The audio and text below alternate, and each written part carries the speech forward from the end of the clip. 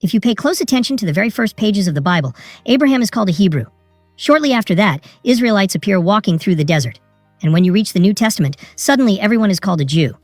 Inevitably, the question arises, so, are these three different peoples or the same people with different names?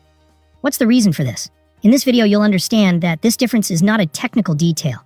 It is a key that helps you read your Bible with much greater clarity.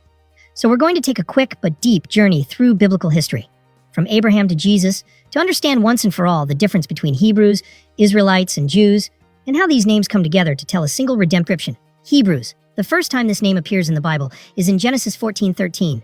Then one who had escaped came and told Abram the Hebrew, for he dwelt by the oaks of Mamre the Amorite. But why does the text make a point of calling him that? Well, the term Hebrew comes from the Hebrew ivri, probably related to the root avar, which means to cross, to pass over, to go to the other side. And this meaning is no coincidence. It fits perfectly with Abraham's journey. Abraham is quite literally the man who crosses over. He left Ur of the Chaldeans, leaving behind his homeland. He abandoned an environment of idolatry where many gods were worshipped. He crossed the Euphrates River, a significant movement for any traveler of that time. And he entered a new life shaped by a covenant with the living God, a calling that redefined not only his own story, but the history of the entire world.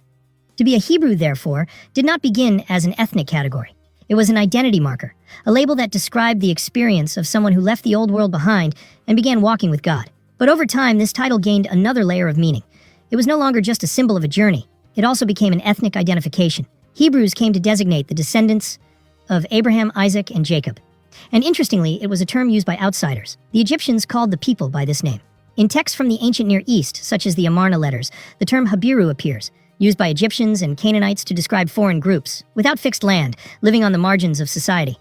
There's a phonetic similarity with Hebrew, which may suggest a possible connection. Israelites. Now we come to Jacob, Abraham's grandson. He is not just another biblical character. He is a bridge between ancient promises and the concrete formation of a people. And it is in the dramatic episode narrated in Genesis 32 that everything changes. There, on the eve of meeting Esau, carrying fear, guilt, and expectation, Jacob spends the night wrestling with a mysterious being, described as a man, yet who speaks and acts as God. At the height of this struggle comes the declaration that changes everything. Thy name shall be called no more Jacob, but Israel.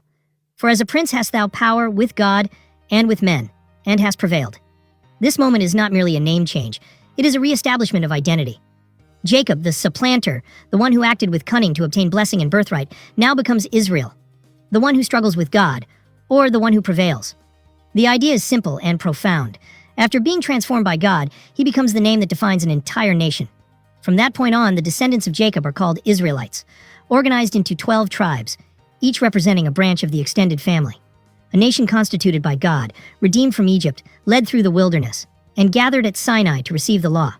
While the term Hebrew points to origin, the crossing of Abraham, his break with the past, and his new path with God, the term Israelite points to structure. It refers to an organized people, with national identity, a legal system, priesthood, promised territory, and a clear mission in the history of redemption. That is why nearly the entire Old Testament, from Exodus to 2 Kings, continually uses the expression, the children of Israel.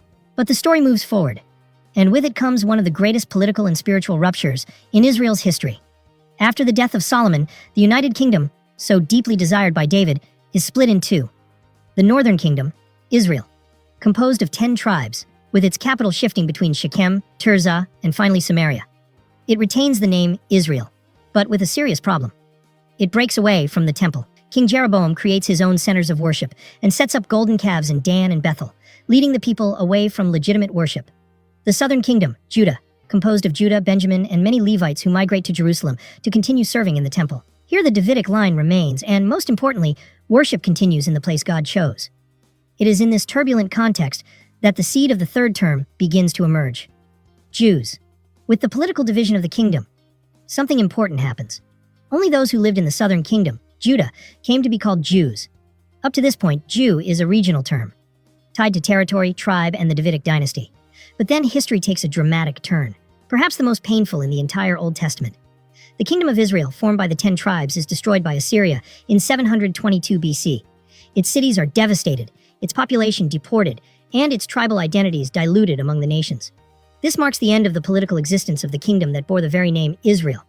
A little later, Judah, which was still standing, also falls, this time into the hands of Babylon in 586 BC. Jerusalem is destroyed, the temple is burned, the royal line is humiliated, and the people are taken into exile. And it is in this context of ruin, dispersion, and cultural survival that the term Jew ceases to be merely a geographic label and becomes the primary way of identifying the people of God. But why? Because most of the survivors of the national disaster belong to the tribe of Judah. Because this was the last kingdom still recognized before the collapse.